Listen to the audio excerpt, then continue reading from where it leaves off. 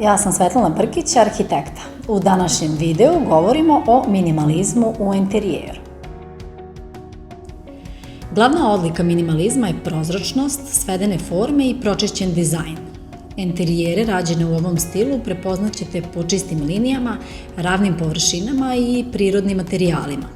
Ovaj stil omogućava vizualno povećanje prostora, zbog čega se često primenjuju u malim stanovima.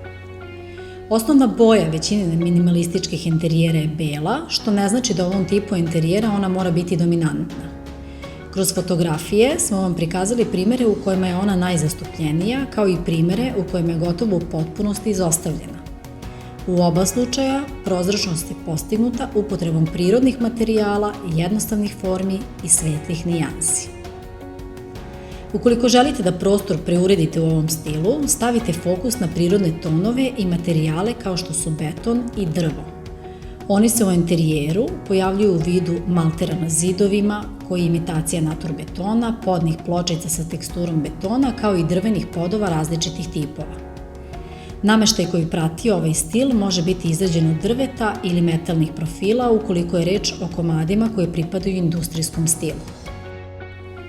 Ukoliko imate potrebu da ujednačene nijanse razvijete nekom bojom, to možete učiniti kroz detalje kao što su barske stolice, stočići za dnevni boravak, fotelje, slike.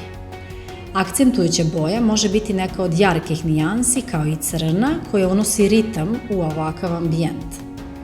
Obzirom da su oličenje minimalizma materijali iz prirode, pomenuti interijeri posjeduju i biljke koje svojom prirodno-zelenom bojom unose živost i vedrinu. Ukoliko detalji izostanu, ovakav interijer postaće jednoličan i monoton. Ukoliko ste ljubitelj prirodnih materijala i pročišćenog stila, lišenog suvišnih detalja, razmislite o uređenju prostora u ovom stilu. On će vam omogućiti da postignete udoban, organski ambijent. Pozdrav do narednog videa!